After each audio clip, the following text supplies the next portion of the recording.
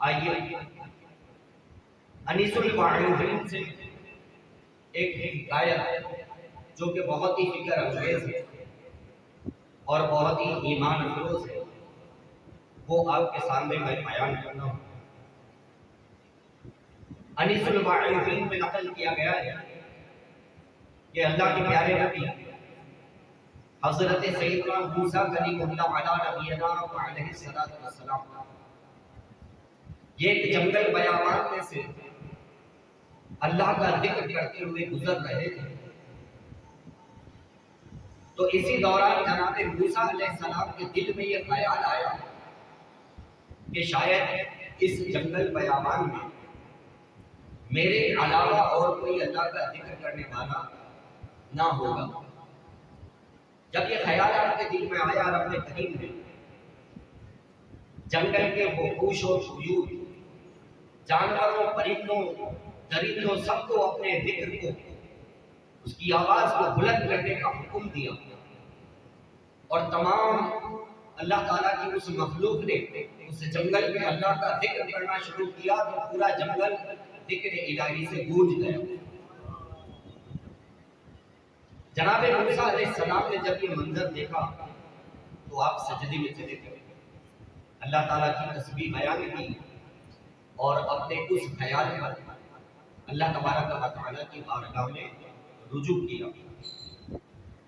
پھر اس کے بعد جناب موسیٰ علیہ السلام اللہ تعالیٰ کی بارگاہ میں عرض کرتے ہیں کہ اے اللہ، جس طرح سے زمین پر تیرا ذکر کرنے والی تیری اتنی مخلوق ہے، کیا زمین کے نیچے بھی تیرا ذکر ہوتا ہے؟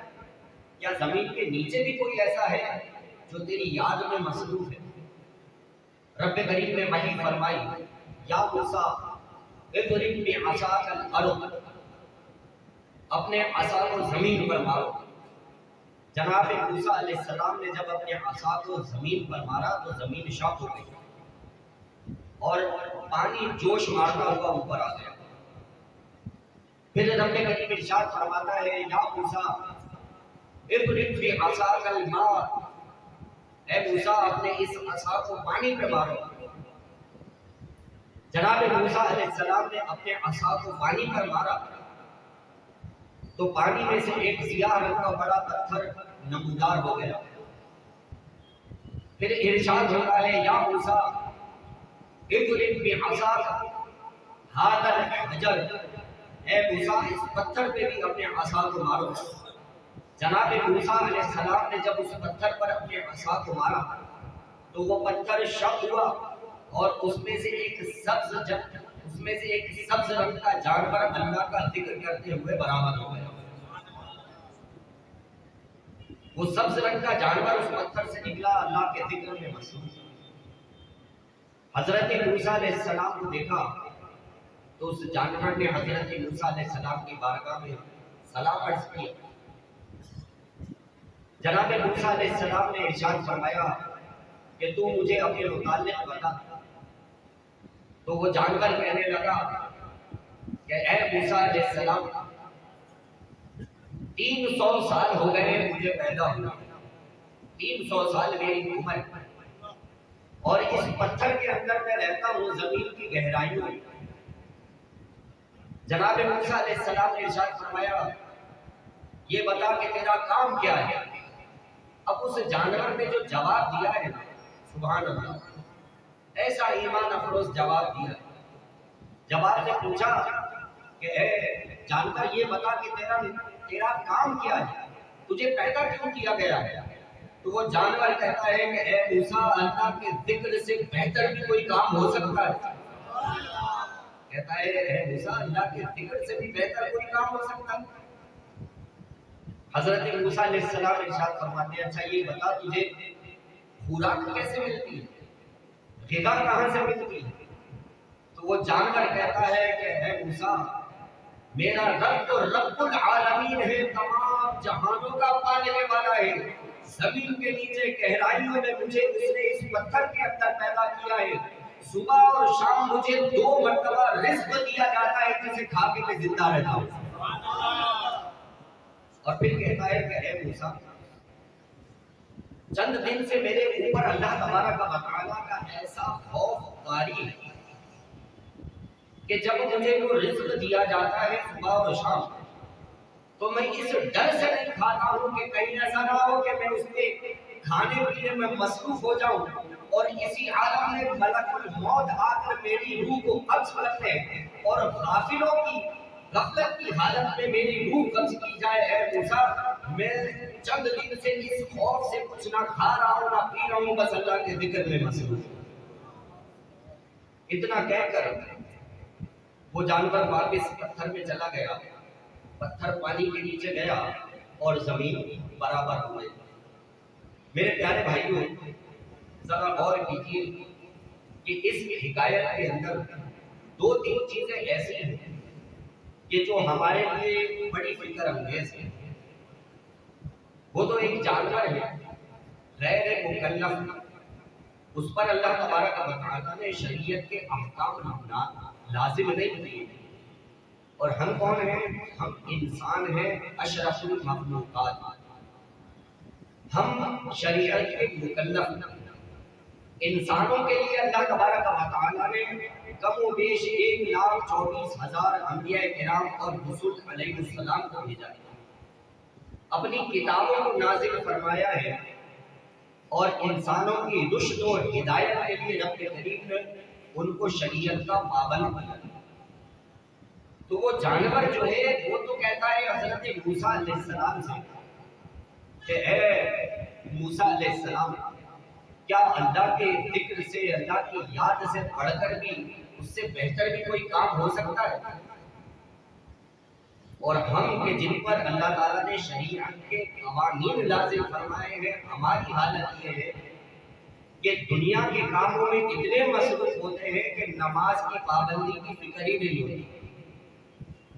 اگر کسی سے پوچھو کہ بھائی آپ نماز کیوں نہیں پڑھنے جا رہے ہیں، آپ نماز کیوں نہیں پڑھتے، تو اکثریت آپ کو جواب یہی دے کہ کام کا لوڈ بہت زیادہ ہے، کام جو ہے وہ بہت زیادہ ہے، اس کی وجہ سے نماز پڑھنے کا ٹائم نہیں ملتا۔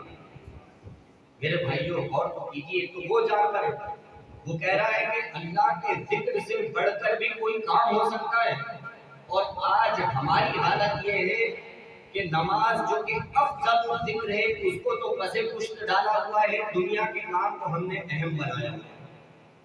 ہمارے نزدیک سب سے بڑا کام دنیا کا کام ہے۔ تو میرے بھائیوں، نماز سے یہ مت کہو کہ مجھے کام کرنا ہے، نماز سے یہ مت کہو کہ مجھے کام کرنا ہے، بلکہ کام سے یہ کہو کہ مجھے نماز پڑھنی ہے، کام سے یہ کہو کہ مجھے نماز پڑھنی ہے۔ اور دوسرا جملہ اس جانور کا جو بڑا فکر انگیز ہے، کہتا ہے کہ مجھے چند دن سے میرے اوپر خوف کا ایسا عالم طاری ہے کہ اس ڈر سے، اس خوف سے میں نے چند دن سے نہ کچھ کھایا ہے نہ کچھ پیا ہے، کہ کہیں ایسا نہ ہو کہ میں کچھ کھانے پینے میں مصروف ہو جاؤں، ملک الموت آئے اور میری روح کو قبض کر لے، اور غافلوں کی فہرست میں اور غفلت کی حالت میں میری روح قبض کی جائے، لہذا اس خوف سے میں نے نہ کچھ کھایا ہے نہ کچھ پیا۔ اللہ اکبر! تو جو بے نمازی ہے، نماز نہیں پڑھتا، کیا اس کو خوف نہیں ہے کہ اس نے نماز جان بوجھ کر ضائع کر دی ہے؟ اگر ملک الموت آیا اور آ کر کے اس نے اس کی روح قبض کر لی تو بے نمازی کی حالت میں مرے گا۔ فجر کی نماز میں سونے والا اور فجر کی نماز کو ضائع کرنے والا، کیا اس کو یہ ڈر نہیں ہے کہ میں اسی طرح فجر کی نماز کے وقت جو ہے وہ سوتا رہا، نماز فجر نہ پڑھی اور اسی حالت میں میری روح قبض کر لی گئی، تو بے نمازی کی حالت میں اللہ کی بارگاہ میں پیش کیا جاؤں گا۔ تو میرے بھائیوں، وہ تو اتنا خوف کے اندر مبتلا ہے، اس ڈر سے نہ کچھ کھا رہا ہے نہ کچھ پی رہا ہے کہ کہیں ایسا نہ ہو کھانے پینے میں لگ جاؤں اور اسی دوران میری روح قبض کی جائے اور غفلت کی حالت میں میری قبض کو اللہ کی بارگاہ میں پیش کیا جائے۔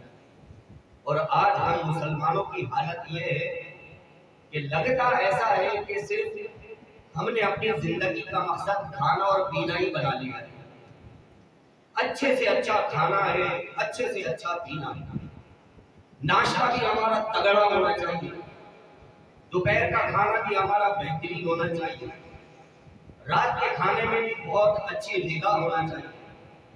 بے شمار لوگ ایسے ہیں کہ رات کو گھر پہ جائیں، اگر گھر میں دال اور سبزی بنی ہوئی ہوتی ہے تو رات کو گھر میں کھانے نہیں کھاتے، باہر جا کے کچھ کھا لیتے ہیں کہ آج پسند کی چیز گھر میں نہیں پکی، گھر میں دال سبزی نہیں کھائیں گے اس لیے کہ پسند کی چیز نہیں پکائی ہے، آج گھر والوں نے باہر جا کر کے کھائیں گے۔ اور ناشتہ، اللہ اکبر، اتوار والے دن صبح حلوہ پوری والوں کے باہر لمبی لائنیں لگی ہوئی ہوتی ہیں اور لوگ لائنیں لگا لگا کر جو ہے وہ ناشتے کے لیے حلوہ پوری خرید رہے ہوتے ہیں، ایک ایک گھنٹہ لائن لگا کر کے جو ہے وہ ناشتہ خریدتے ہیں کہ آج تو اتوار ہے، آج تو حلوہ پوری کا ناشتہ ہوگا۔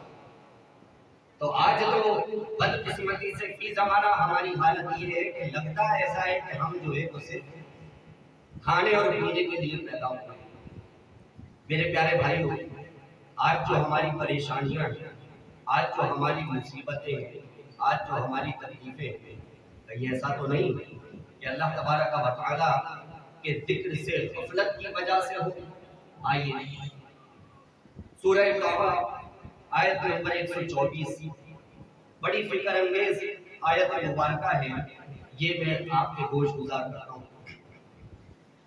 رب کریم ارشاد فرماتا ہے وَمَنْ أَعْرَضَ عَنْ ذِكْرِي فَإِنَّ لَهُ مَعِيشَةً ضَنكًا وَنَحْشُرُهُ يَوْمَ الْقِيَامَةِ أَعْمَىٰ۔ اللہ اکبر، رب کریم ارشاد فرماتا ہے کہ جو ہماری یاد سے منہ موڑے، جو ہماری یاد سے غفلت کرے، فَإِنَّ لَهُ مَعِيشَةً ضَنكًا، ہم اس کی روزی کو تنگ کر دیں گے، اس کی روزی میں سے برکت اٹھا لیں گے۔ وَنَحْشُرُهُ يَوْمَ الْقِيَامَةِ أَعْمَىٰ، اور قیامت والے دن جب ہم اس کو اٹھائیں گے میدان محشر میں تو اندھا کر کے اٹھائیں گے۔ میرے بھائیوں، ڈر جاؤ، لرز جاؤ، اللہ کے خوف سے کانپ جاؤ کہ نمازیں جان بوجھ کر ترک کر دینا، بے نمازیوں والی زندگی گزارنا، یہ اللہ تبارک و تعالیٰ کو کتنا ناپسند ہے۔ رب کریم ارشاد فرما رہا ہے وَمَنْ أَعْرَضَ عَنْ ذِكْرِي، جو ہماری یاد سے منہ موڑے، فجر کے وقت سوتا رہے، ظہر کے وقت کام میں مصروف رہے، عصر کے وقت کھیل کود میں پڑا رہے، عشاء کے وقت جا کر اپنی مصروفیات کے اندر جو ہے وہ مشغول ہو جائے، نہ فجر پڑھے، نہ ظہر پڑھے، نہ عصر پڑھے، نہ مغرب پڑھے، نہ عشاء پڑھے۔ وَمَنْ أَعْرَضَ عَنْ ذِكْرِي، جو ہماری یاد سے منہ موڑے گا، فَإِنَّ لَهُ مَعِيشَةً ضَنكًا، ہم اس کی معیشت کو تنگ کر دیں گے، اس کی روزی میں سے برکت ختم کر دیں گے۔ وَنَحْشُرُهُ يَوْمَ الْقِيَامَةِ أَعْمَىٰ، اور میدان محشر میں اس کا حال یہ ہوگا کہ میدان محشر میں ہم اس کو اندھا کر کے اٹھائیں گے۔ میرے بھائیوں، آج دنیا میں ہمیں کوئی اندھا نظر آتا ہے تو کتنا ترس آتا ہے، کسی اندھے کو دیکھو تو کتنا ترس آتا ہے، یہ بیچارہ اندھا ہے، کیسی ٹھوکریں کھا رہا ہے، کیسے ڈنڈی لے کے ٹٹول ٹٹول کے چل رہا ہے۔ میرے بھائیوں، دنیا میں ہم کسی کو اندھا دیکھیں تو ترس کھاتے ہیں، کیا اپنے اوپر ترس نہیں آتا کہ اگر بے نمازی رہے تو قیامت والے دن اندھے اٹھائے جائیں گے، کہاں کہاں ٹھوکریں کھاتے پھریں گے؟